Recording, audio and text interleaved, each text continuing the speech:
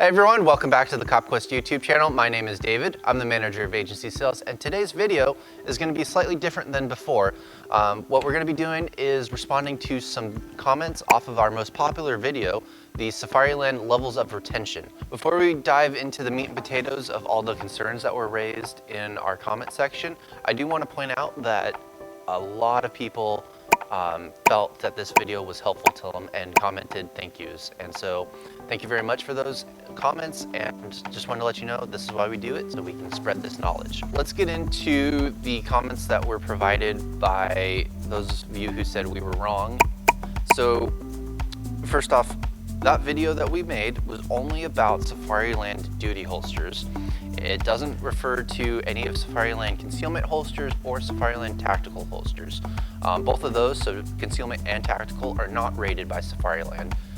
It's only the duty holsters. Also, there is confusion amongst the industry because different manufacturers have different standards. And this is because there is no standard from NIJ, which is the National Institute of Justice. The National Institute of Justice generally sets the standard for what manufacturers should do when providing public safety equipment to law enforcement. But as I just said, there is not one for levels of retention. The NIJ did look into this, but they decided not to take action and set a standard. So I just wanted to clear the air on that. Additionally, going along with that, sometimes people will say passive retention is a level 1. That may be true for other manufacturers because, like I said, other manufacturers can do their own thing, but Safariland does not count passive retention in their retention level system.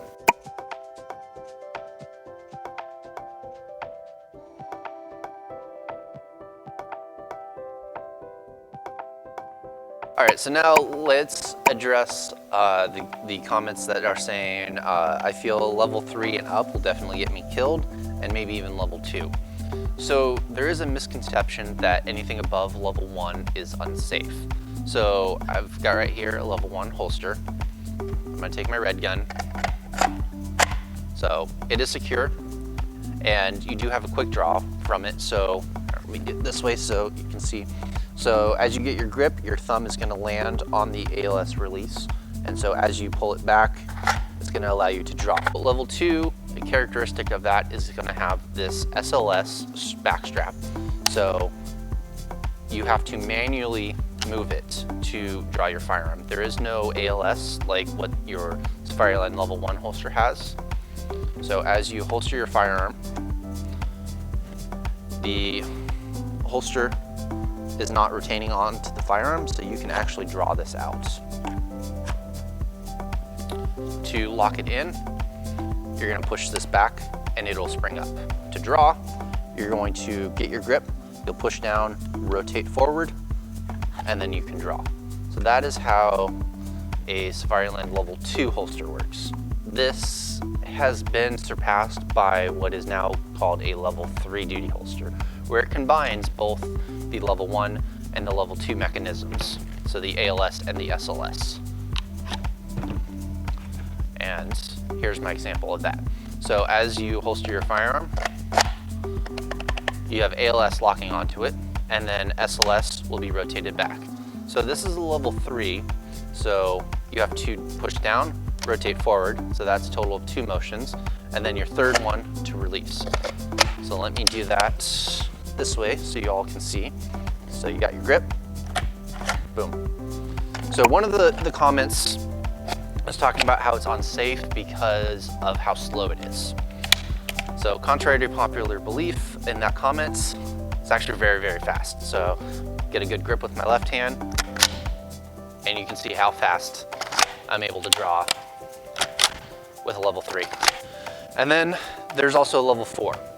So level 4 has its place in certain situations. It's not the best for your general duty situation out on the field. To make your level 4 holster, you will take a level 3 and add what is called a sentry guard. So the sentry guard, its purpose, I don't have one on here at the moment, which I will in a moment to show you a on-belt demonstration.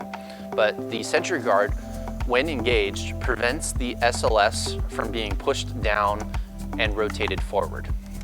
So what you would have to do is then push back, and then push down, push forward, and then back again with the ALS release. Level 4 really is only good for those who know they're going to be in a crowded situation. So first-hand knowledge comes from our CEO. He was a law enforcement officer for over 20 years, and he would have a Sentry Guard on his holster and only engage it when he was going into a situation where he knew it was going to be crowded and have lots of people around him. The reason he did this was so that he just had that extra layer of security to ensure that no one could access his firearm without his permission.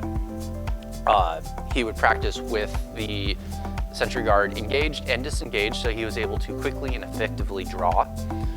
But most of the time he went around on his normal patrols just with the SLS Sentry Guard deactivated. Simple as that, and then activated when he needed it. So with that in mind, let's go to the on-belt demonstration that I've set up.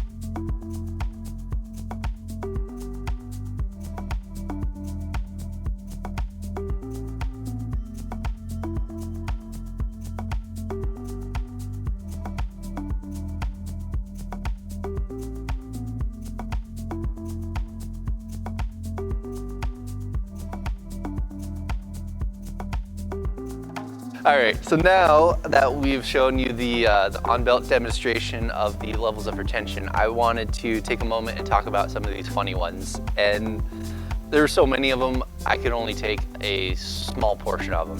So I'm gonna read from here because some of them are phenomenal. So Vesper778, dude, I love your comment.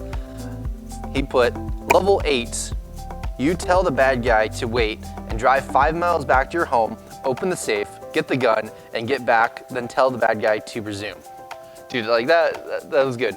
But the response from someone else to your comment, I think was even better.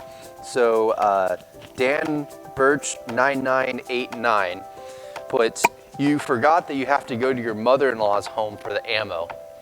That I was rolling on the floor laughing, guys, when I read this, because that is really funny. But yeah, so let's keep going. There was a lot about like Rubik's Cubes and different combinations on how to do it.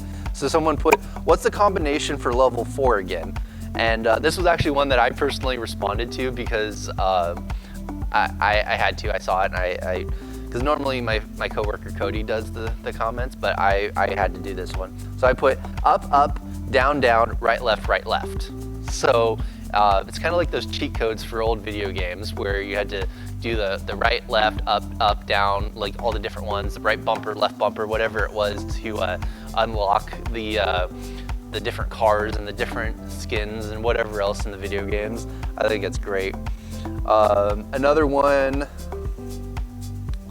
someone put donut operator. So donut operator, I love watching your videos, both on the your normal YouTube channel, the raw videos, and the unsubscribed podcast one. Like that one, those are all great.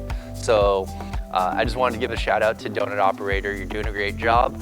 And hey, like if you want to use some of our videos, like that would be great. Maybe we can do a collab someday. So with that in mind, I want to say thank you to everyone. So be safe. Don't forget to like, subscribe, and put your notifications on because we love putting out great content for you.